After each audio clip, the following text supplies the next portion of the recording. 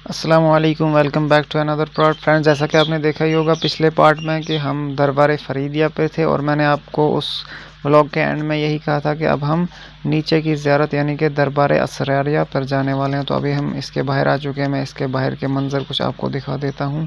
دربار اسراریہ کے سامنے کا یہ کچھ قبرستان وغیرہ ہے، اور یہ رہی اس کی زیارت۔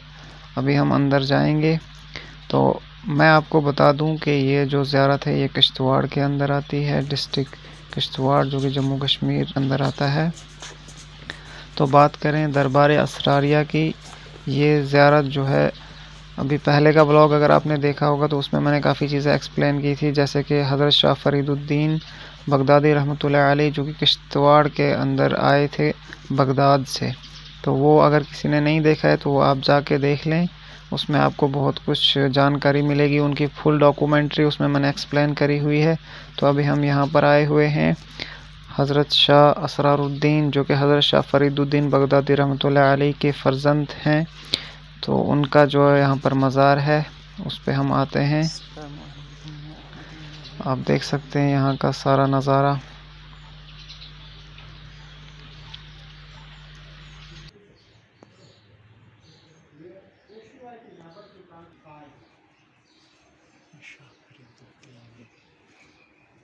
تو سب سے پہلے میں آپ کو زیارت کے اندر کے مناظر دکھانے جا رہا ہوں، اور اس کے بعد میں یہ چیز ایکسپلین کرنے والا ہوں۔ یہ آپ ضرور سنیے گا کہ زیارت پہ آنا کیوں چاہیے، یہاں پر کیا کرنا چاہے اور کیا کرنا نہیں چاہیے، کیا صحیح ہے اور کیا غلط ہے، کیونکہ یہ بہت ضروری ہے۔ کہیں زیارت پہ آنے سے ہم اپنے ایمان سے ہی ہاتھ نہ دھو بیٹھیں، یہ ایک ضروری چیز ہے۔ تو سب سے پہلے اندر کے ویژولز میں آپ کو دکھاتا ہوں کہ اس زیارت کے اندر کیا ہے۔ یہ دیکھ سکتے ہیں آپ، یہ ان کی شاہ اسرار الدین ولی رحمۃ اللہ علیہ کی قبر مبارک ہے یہاں پر، اور یہ اندر کے ان کا نظارہ ہے۔ کافی اچھا ڈیکوریٹ کیا ہوا ہے، سجا کے رکھا ہوا ہے اس زیارت کو لوگوں نے۔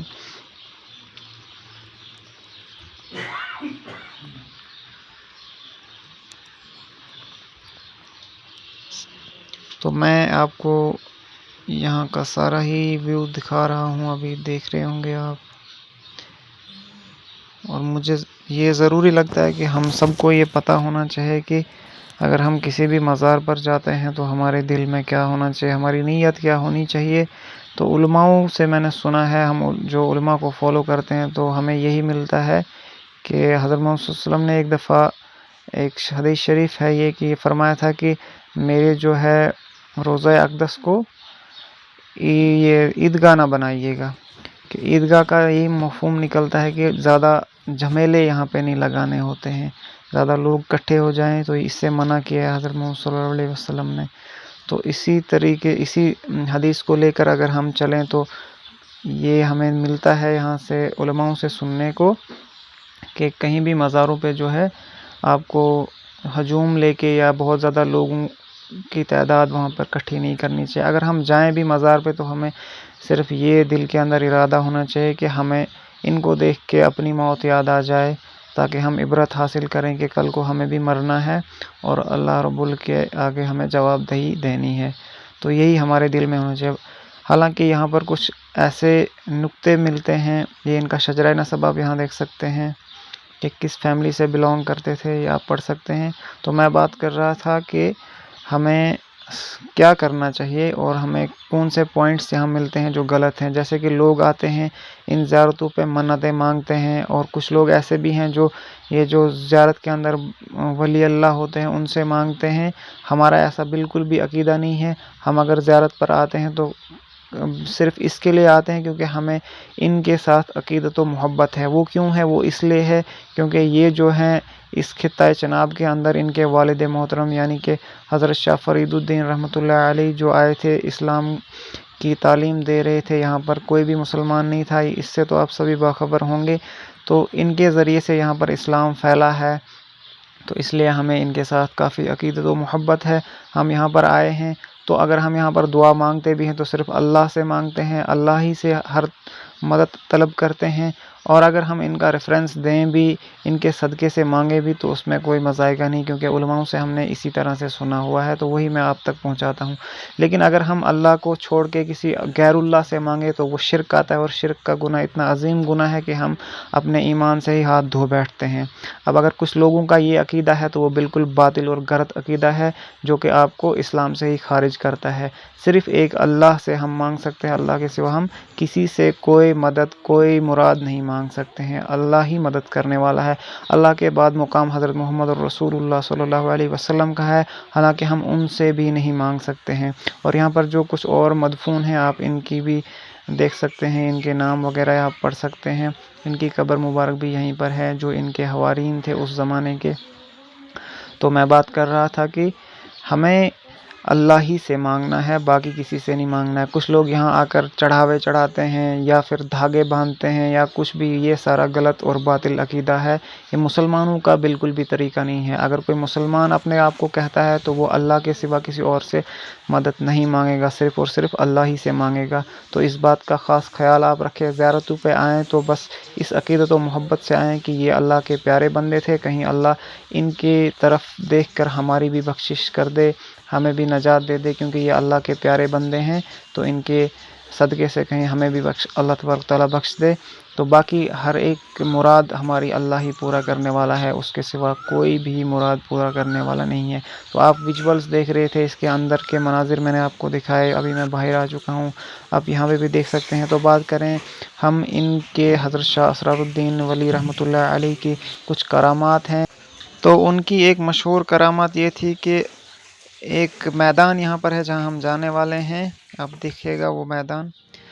تو اس میدان میں انہوں نے ایک باری اپنے وقت میں ایک غیر مسلم لڑکے کے ساتھ وہ کچھ ایک گیم کھیل رہے تھے، تو شاید گلی ڈنڈا تھا یا ہاکی تھی، ان دو میں سے کوئی ایک ہو سکتا ہے۔ وہ یہی میدان ہے جہاں پر وہ کھیلا کرتے تھے۔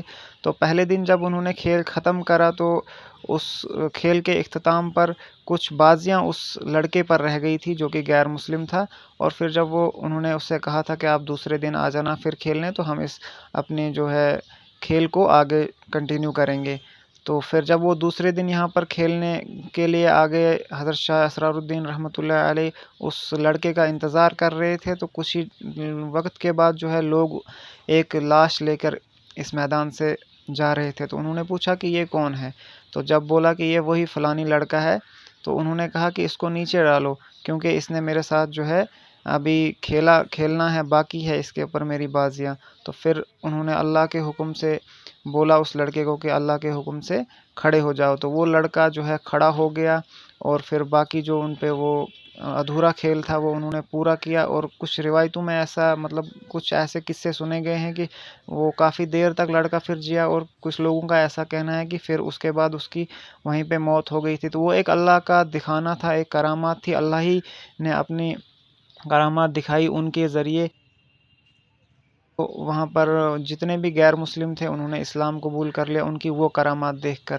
تو یہ وہی گراؤنڈ ہے، چوگان گراؤنڈ، حال چوگان کے نام سے مشہور ہے، اس کو آج پلے گراؤنڈ بھی یہاں پر کہتے ہیں۔ تو یہ وہی گراؤنڈ آپ دیکھ رہے ہیں جہاں پر شاہ اسرار الدین رحمۃ اللہ علیہ نے اس لڑکے کے ساتھ وہ کھیل کھیلا تھا، اور وہ کرامات یہاں پر ظاہر ہوئی تھی۔ تو وہ کرامات جو ہے وہ ان کا کوئی خود کا کوئی کمال نہیں تھا، وہ سب اللہ ہی کا کرنا تھا، اللہ ہی کی مدد سے انہوں نے وہ سب اللہ کو دکھانا تھا لوگوں کو کہ میں اپنے جو ہے ماننے والوں کو کس حد تک مقبول درجہ دیتا ہوں۔ تو پھر اس کے بعد انہوں کی ایک اور کرامات تھی۔